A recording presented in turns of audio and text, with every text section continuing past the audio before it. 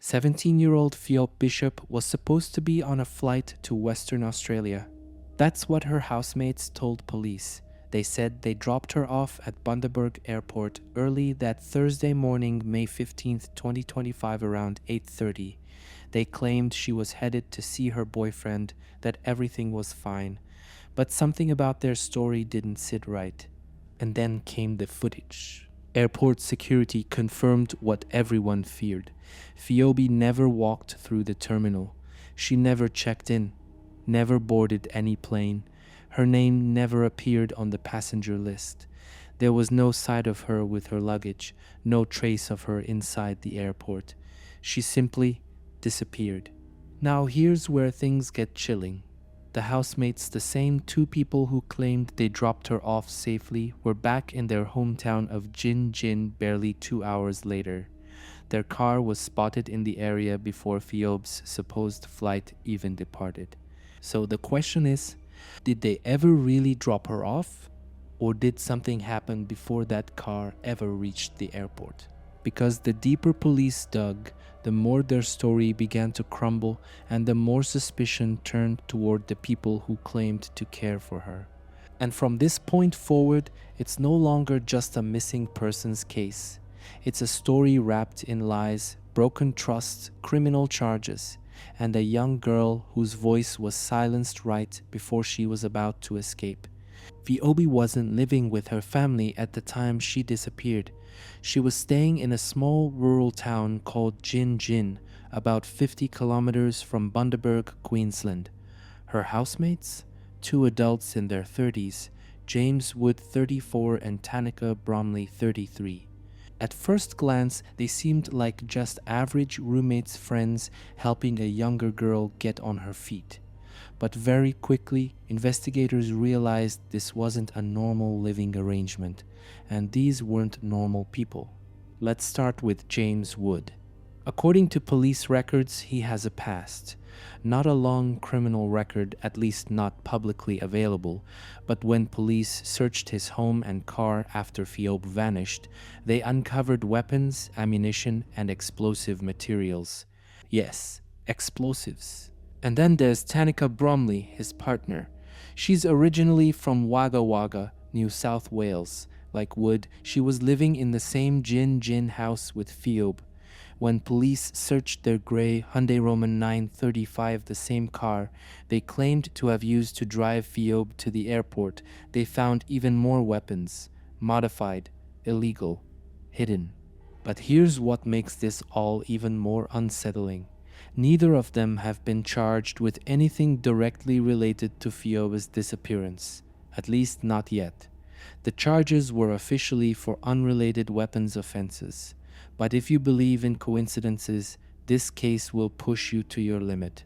Because what are the odds that the last two people to see a missing teenager alive, who claimed they dropped her at the airport, just happened to be in possession of illegal weapons, explosives, and a car with altered plates? Who were they really to Pheobe?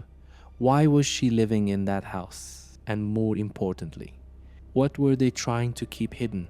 Just days after Pheobe Bishop was reported missing, Queensland police executed a search warrant at the Gin Gin property where she had been living with James Wood and Tanika Bromley. What they found was nothing short of alarming. Inside the home, and more importantly, inside their grey Hyundai Roman 935, the same car allegedly used to drive Pheobe to Bundaberg Airport, officers discovered a shortened firearm, live ammunition, and even explosive materials. Tanika was immediately charged with multiple offenses. Unlawful possession of a weapon, authority required to possess explosives, and possessing restricted items. James Wood faced similar charges. The couple claimed these charges had nothing to do with Pheobe. But let's be honest, who casually drives a missing teenager around with explosives and illegal guns in the car, especially when that very car becomes central to the timeline of her vanishing?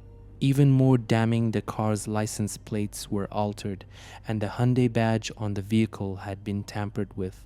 Someone clearly didn't want the car being easily identified. And still, Both Tanika and James insisted they dropped her off at the airport.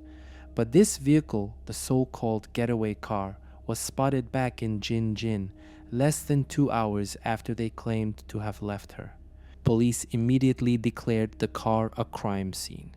Forensics combed it for trace evidence, blood, fingerprints, DNA. And while investigators haven't released all the lab results, one thing is now very clear. That car isn't just part of the story. It may very well be where the story changed forever.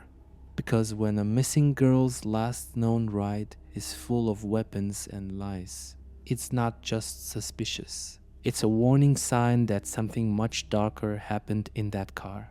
James Wood and Tanika Bromley told police they drove Pheobe Bishop to Bundaberg Airport around 8:30 in the morning on May 15, 2025. They said they dropped her off, watched her walk away, and then headed back to Jin Jin. That's their official story. But here's where the whole thing falls apart. CCTV footage from the airport shows no sign of Pheobe. None. She didn't check in. She didn't pass through security. She didn't even enter the terminal. She just disappeared before she ever got inside. Then comes the kicker. The same car the housemates used, the gray Hyundai Roman 935, was seen back in Jin Jin less than 2 hours later. That's barely enough time to make the round trip and suggests they never really stayed at the airport long enough for Pheobe to board a flight. And if that wasn't enough, investigators now believe evidence may have been moved or destroyed in the time before they officially searched the vehicle and the Jin Jin property. Why the rush? Why cover tracks if there was nothing to hide? Also, think about this. If you just said goodbye to a teenage girl under your care and she vanishes, wouldn't you be in a panic? Wouldn't you be the one calling the police? Instead, Tanika and James went quiet.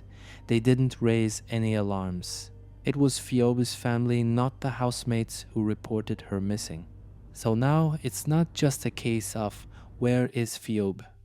It's why did her housemates lie about the timeline? Why didn't they call for help? And why is their story falling apart every time it's checked? Because in most missing persons cases, the timeline is everything. And in this one, the timeline is full of holes, big, dangerous ones. Before she vanished, Pheobe Bishop was crying for help and barely anyone noticed. In the days leading up to her disappearance, Pheobe reached out to her aunt in a series of text messages. And these weren't casual check-ins. These were desperate pleas. She wrote that she wanted to leave, that her living situation was unbearable. One message in particular stands out. I just want to get out of this hellhole. She didn't feel safe. She wasn't happy. And she clearly didn't trust the people she was living with, James Wood and Tanika Bromley. But it didn't stop with texts. Pheobe also posted a now deleted TikTok video days before she vanished. In it, she talked cryptically about needing to find herself and hinted at emotional struggles tied to both family drama and mental health. She didn't name names. She didn't explain everything. But the tone, it was heavy, like she was preparing for something or escaping something. According to her family, Pheobe was a vibrant, music-loving girl who had dreams and goals. She was planning to restart her life in Western Australia, a fresh beginning away from the toxic environment she was stuck in. And just when she was finally making that move, she disappears. The housemates said she was fine. They said she boarded a flight. But her last messages say otherwise. Her final online footprint is not that of someone relaxed or ready for a trip. It's the voice of a girl who felt trapped and possibly in danger. These weren't just teenage mood swings. They were warnings. And if someone had taken them seriously, maybe, just maybe, Pheobe wouldn't be missing right now. Police called it a property search. Locals call it a horror story. When investigators arrived at the Gin Gin residence where Pheobe Bishop had been living with James Wood and Tanika Bromley, what they found shocked even seasoned officers. The house wasn't just messy or rundown, it was a full-blown crime scene. According to reports, the inside of the house was derelict with signs of neglect, decay, and chaos. But what truly disturbed the search team was what they found outside. Multiple dead dogs left to rot on the property. That's not normal. That's not something you just miss. That's a red flag, a blaring one that the people living there were operating in a world far from stable. Neighbors were rattled. Local residents told reporters the house had a bad energy for months. Some even said they had suspected something wasn't right, but never imagined it would reach this level. And then the police confirmed it. The property was officially declared a crime scene, not just because of the weapons and explosives found, not just because it was filthy and dangerous, but because it was the last place Pheobe lived, the last place she texted from, the last place she might have felt anything close to safety before it was all gone. This wasn't a home. It was a ticking time bomb. And Pheobe, she was living in the middle of it, surrounded by people who were armed, unstable, and clearly hiding something. The fact that she wanted out isn't surprising. What's terrifying is that she may never have gotten the chance. After Pheobe vanished, her housemates weren't exactly in hiding, but what they did say publicly made the situation a whole lot worse. Let's start with James Wood. In a leaked message, James casually told someone, "I was one of the last people to see her alive. Cops basically asked me if I did her in." Wait, hold up. That's not how an innocent person usually talks. That's not the tone of someone desperate to help find a missing teenager. That's a dude trying to look cool while talking about a potential murder investigation. And it gets weirder. Instead of cooperating quietly or letting police do their job, James offered his fishing boat as a reward for anyone who could help find Pheobe. His exact post was bizarre, like he was more focused on looking like he cared than actually helping. As for Tanika Bromley, she hasn't said much at all, but silence can speak volumes. The only time she's spoken is in court, and even then it wasn't about Pheobe. It was about the illegal weapons and explosives charges she's now facing. Let's be clear here. Neither of them have been charged in direct connection with Pheobe's disappearance, but everything they've done since has raised more questions than answers. Instead of leading search efforts, they distanced themselves. Instead of showing empathy, they got defensive. Instead of giving consistent statements, they let their timeline collapse under pressure. And the public, they're not buying it. Because in the court of public opinion, your words matter. And the housemates' words and their silence are painting a picture they can't explain away. You'd think with all the suspicion, the lies, the weapons, and the fact they were the last people to see Pheobe Bishop alive, that James Wood and Tanika Bromley would be behind bars because of her disappearance. But nope. Instead, the charges they are currently facing, completely unrelated. Let's break it down. James Wood is facing charges for unlawful possession of weapons, possessing ammunition without authority. Tanika Bromley is also charged with unlawful possession of a shortened firearm, unlawful possession of ammunition, possessing explosives without a permit. These are serious charges. We're talking about weapons that could easily kill or be used to threaten, and still, neither of them have been charged with anything involving Pheobe's disappearance. Even crazier, Tanika is out on bail. She's required to report to the police 3 times a week, but otherwise she's free to walk around while the investigation continues. And James, he's out too. The courts haven't found a way to tie the gun charges directly to Pheobe, not yet at least. But with pressure mounting from the public and national media, investigators are still digging. Here's the problem. You can't just feel someone's guilty. You need hard evidence, DNA, a witness, a confession, and right now, that final piece of the puzzle is still missing. So while Pheobe's mother pleads for answers, while the community lights candles and organizes searches, the two people who were with her last are out, living their lives, facing charges that are chilling but not yet tied to her fate. Which leads us to the next big question. What do police know that they haven't said yet? At this point in the investigation, it's hard to ignore the pattern.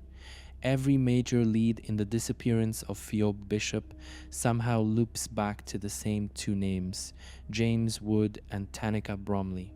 Let's connect the dots, just the facts. They were the last people to see her. They claimed to drop her off at Bundaberg Airport, but she was never seen there, never checked in, and never made that flight. Their timeline doesn't hold up. The car they used was spotted back in Jinjin, less than 2 hours later. That's barely enough time to drive there and back, especially if she was supposedly dropped off and walked into the terminal. Their car was tampered with, license plates altered, car logo modified. It was intentionally disguised. Why? They were found with illegal weapons and explosives. Not one, not two, but several firearms, ammo, and restricted items. That's not just sketchy, it's criminal. The house was declared a crime scene. Dead dogs on the property, derelict conditions. Investigators believe evidence might have been moved before they arrived. Pheobe wanted out. Her last texts described the house as a hellhole. She was scared. She said so repeatedly. They've lied. At least one part of their story has already been disproven, the airport footage. They've acted strange since. James made bizarre statements in leaked texts. Tanika went silent. Neither showed urgency in finding her. Neither reported her missing. So, if they didn't do anything, why does every single trail lead right back to them? Police haven't made any direct accusations, but let's be real. When every clue, every inconsistency, and every bit of chaos circles the same two people, it stops feeling like a coincidence. And the public sees it too. There are rallies, social media campaigns. Everyone's asking the same thing. What are they hiding? It's been weeks since Pheobe Bishop vanished. No trace, no body, no confession. And yet we're drowning in clues. The airport lie, the car full of weapons, the cries for help she sent in private texts, the house where dead animals rotted in the yard, the house where she lived. And through it all, the two people who were with her last, James Wood and Tanika Bromley, are still out there, out on bail, not charged in her disappearance, not publicly named as suspects, just walking shadows in a case that's eating at a whole country. Meanwhile, Pheobe's mother wakes up every day to silence. No call, no message, no knock on the door to say, "We found her." Just silence. And if that silence could speak, it would scream the question everyone's too scared to ask. What really happened inside that house in Jinjin? And why are the only people who might know still refusing to talk? There's still time for justice. Someone knows something, and the world is watching. Because this isn't just a story about a missing girl. It's about a system that hasn't caught up, a town holding its breath, and two housemates with too many secrets and not enough answers. If you have any information about what happened to Pheobe Bishop, call Queensland police. Because until someone speaks, the truth stays buried, and so does she.